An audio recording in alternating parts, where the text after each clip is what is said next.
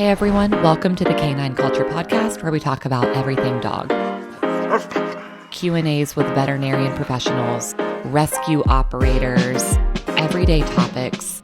We cover everything dog on this podcast. So make sure you subscribe to the Canine Culture Podcast on your favorite podcast platform, and make sure you're following us on social media on both Instagram and Facebook. Thanks again for listening. Now here's that next episode. Hey everyone, welcome to the Canine Culture Podcast. Today we're going to be talking about first-time dog owners. So this episode is for you if you are in the planning stages of getting a puppy or a dog. Maybe you just got a puppy or dog, you're feeling a little bit lost, have some questions. You don't know what you don't know. So maybe this is for you.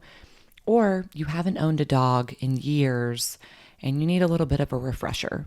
So we're going to kind of go through some different topics with respect to first-time dog owners. And these are not in any particular order, and it's not an exhaustive list. You know, things are going to come up over time, and things are going to be personal to you, your situation, and your dog. So let's start with kind of the first topic here.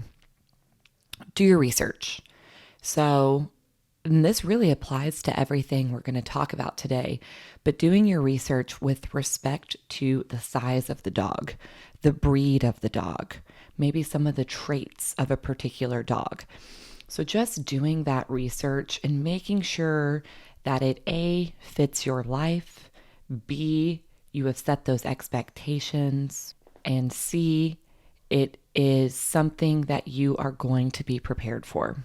So, and we could probably talk all day about doing your research, but I'm just going to go high level here very quickly over each of these. And so the second topic, and it kind of falls in line with doing your research, but you have to think about the financial responsibility and your budget. So if you're not already budgeting or you have a budget set out, it might be really beneficial in all aspects of your life to go ahead and get that budget. How much extra money do you have every month? And then with that extra money, how much do you have to attribute to your dog? So some of the considerations for budgeting would be food, heartworm preventative, flea preventative, vaccines or that annual exam that you might want to buffer in, you might want to include every month, kind of disperse it, or just make sure you're prepared for that one lump sum. An emergency fund. Accidents happen, you might have to go to the vet for an emergency. So having a little bit of money set aside for that. If you're going to be needing a dog sitter or dog walker or even a trainer, budgeting for that as well. Toys, beds, collars, leashes, harnesses, enrichment toys, all things to kind of factor in when you are getting a dog.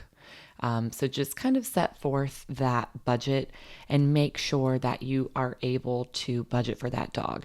And not only look at the budget for a few months or a year, but think about it long term. Obviously, as your dog gets older, there will be more expenses.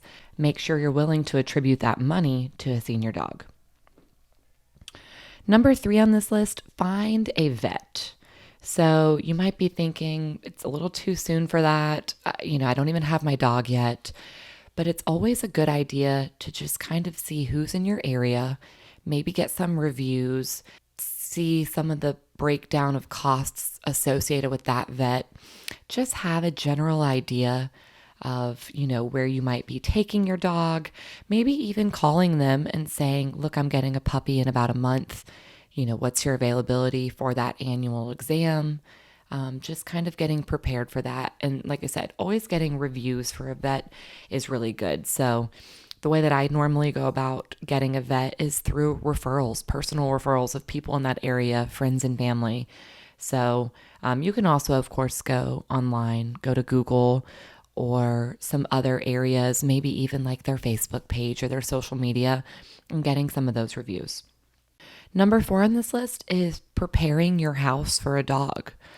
So a lot of people kind of skip this step. They just bring the dog home, not really thinking about, whether it's a puppy or a dog that you're rescuing that's a little bit older, they're coming into a new environment.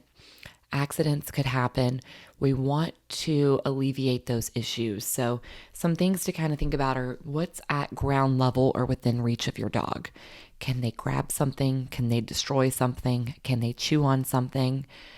Also, with that, where's your dog going to be staying for a majority of its time? Do you need to get a crate? Do you need to get some doggy gates? So, just prepping your house. Also, think about like picking up cables or anything that might be lying low. Shoes, that's a big one. If you store your shoes lower to the ground, thinking about where are those going to go or cutting off your dog's access to those. Kind of in line with prepping the house. Number 5, sleeping arrangements. So, is your dog going to be sleeping in its own room, its own crate, in the room with you? Are they going to have a dog bed? Are they going to be getting into your bed? So, that's another consideration. And along with those sleeping arrangements, is it a smaller dog where you might need a ramp or stairs for the dog? So, just something else to think about. Number 6 is pet food.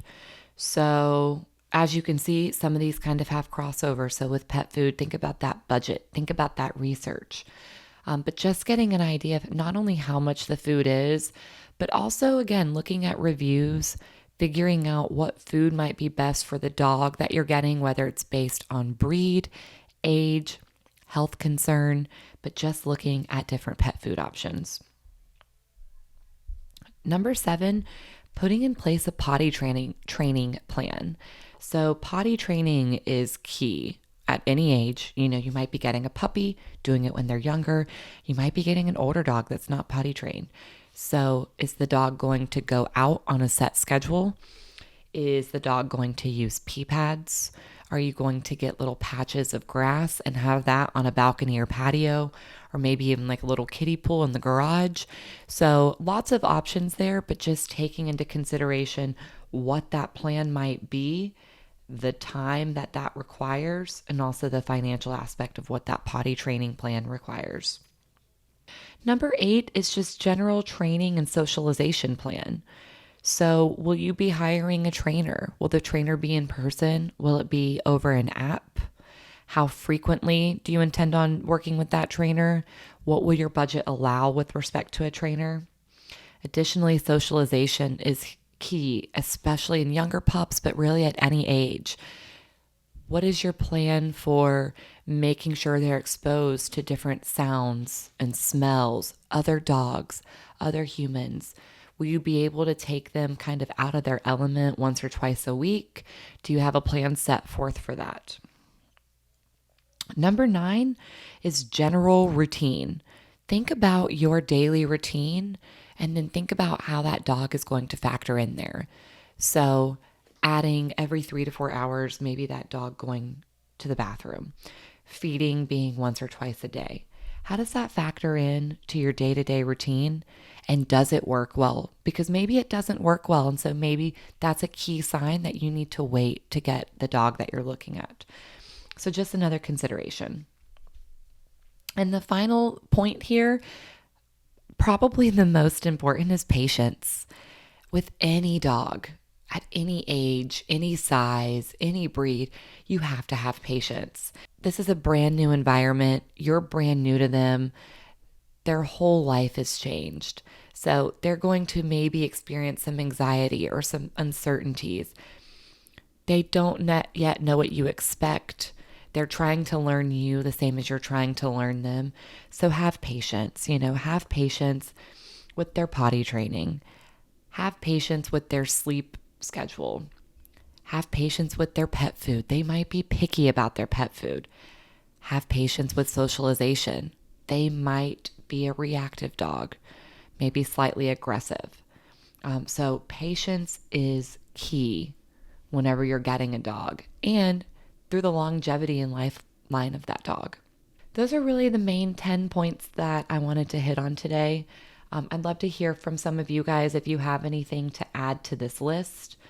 Would also love to chat with anyone who maybe just got their first dog, their first rescue, their first puppy. So thank you all for listening to the Canine Culture Podcast.